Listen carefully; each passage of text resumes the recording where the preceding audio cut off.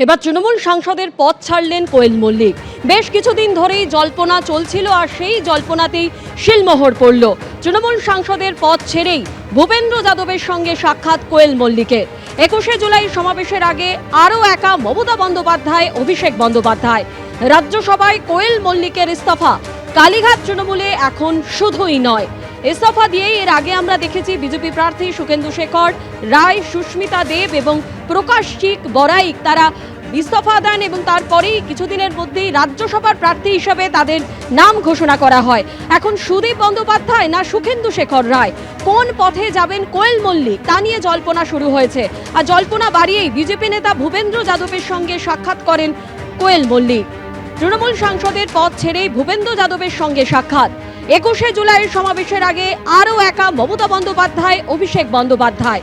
মদন মিত্রের কালীঘাট তৃণমূল ত্যাগের পরের দিনই কোয়েল মল্লিকের পদত্যাগ। সুদীপ বন্দ্যোপাধ্যায় না সুখেন্দু শেখর রায়, এবার কোন পথে যাবেন কোয়েল মল্লিক? জল্পনা বাড়িয়েই বিজেপি নেতা ভূপেন্দ্র যাদবের সঙ্গে সাক্ষাৎ করলেন কোয়েল মল্লিক।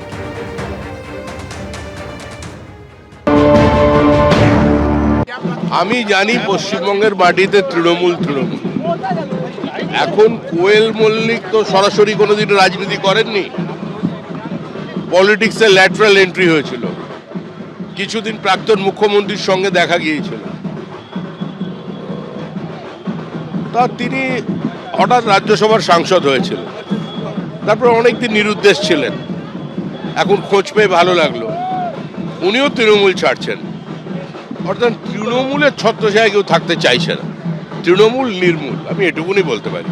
রাষ্ট্রবিজ্ঞানের নিয়ম মেনে, প্রকৃতির নিয়ম মেনে, সমাজের নিয়ম মেনে তৃণমূল থাকতে পারে না, যেটা কোনো রাজনৈতিক দলই নয়, যেটা নির্মূল, যা নিয়ে পশ্চিমবঙ্গের কোনো মানুষের কোনো আগ্রহ নেই, তা নিয়ে আলোচনা করে সময় নষ্ট করা।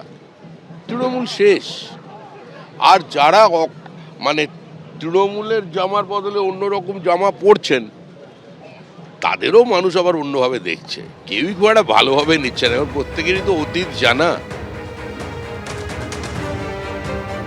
জমা দিয়েছিলেন, আর জমা দেওয়ার পরে ঠিক 4.5 মাসের মাথায় কিন্তু কোয়েল মল্লিক তিনি তার নিজের সাংসদ পদ থেকে ইস্তফা দিলেন। 4.5 মাসের মাথায় তিনি পদত্যাগ করলেন। সাংসদ কোয়েল মল্লিক নিজে রাজ্যসভার সাংসদ পদ থেকে ইস্তফা দিলেন।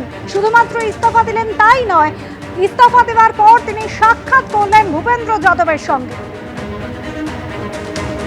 এর আগে বিজেপি প্রার্থী সুখেন্দু শেখর রায়, সুস্মিতা দেব, প্রকাশচিত বড়াই তারা বিজেপিতে যোগদান করার পরেই রাজ্যসভায় নিজের পদ থেকেই প্রার্থী হয়েছিলেন। আর এবার কোয়েল মল্লিক তিনি কিন্তু সাংসদ পদ থেকে ইস্তফা দিলেন।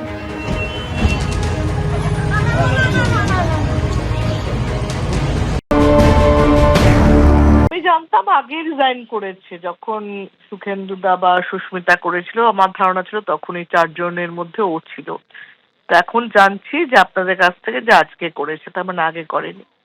ঠিক আছে, প্রত্যেকের ওপিনিয়ন আছে, প্রত্যেকেই বুঝতে পারছে তাদের একটা কারণ, নিজেদের কাছে একটা কারণ আছে, এবং সেই কারণের জন্য অনেক বেশি সংখ্যাই তো চলে যাচ্ছে। সেখানে আমার মনে হয়, মানে আমি কোয়েলের হয়ে বা কোয়েলের এগেন্সে কোনোটাই বলছি না, যদি জিজ্ঞেস করা হয় যে এত লোক চলে যাচ্ছে কেন, তাহলে আমার মনে হয় সেটা মমতা ব্যানার্জির বেশি অ্যানালিসিস করা উচিত কেন চলে যাচ্ছে। হারাধরা 10টি ছেলের মতন অবস্থা হয়েছে, একটাও থাকছে না। তো কালকেও মদন দাস চলে এলো দেখলাম। জানি না, মানে দিদির এত লোকের কারণ, এত লোকের ভাবনাকে রেসপেক্ট দিয়ে কোথাও নিজের ভুল, দলের ভুলটাকে মেনে নিয়ে ঠিক করা উচিত ছিল। এখন এটা অনেক লেট, কিন্তু অনেক আগেই উচিত ছিল আমার মনে হয়। বেশ কিছুদিন ধরেই জল্পনা চলছিল, আর এবার জল্পনাতে শিলমোহর পড়ল। তৃণমূল সাংসদ পদ থেকে ইস্তফা দিলেন কোয়েল মল্লিক। ইস্তফা দেওয়ার পরে বিজেপি নেতা ভূপেন্দ্র যাদবের সঙ্গে সাক্ষাৎ করলেন তিনি।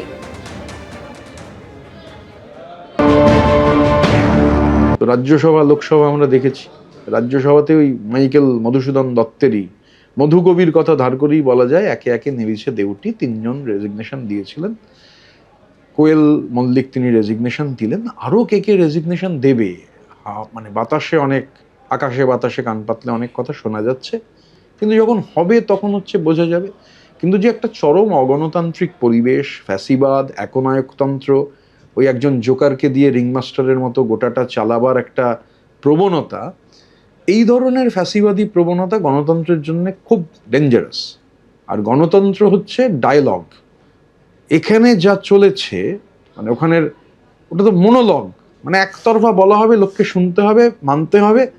তো মনোলগের বিরুদ্ধে ডায়লগের লড়াইয়ে মনোলগ তো আলটিমেটলি হারবেই।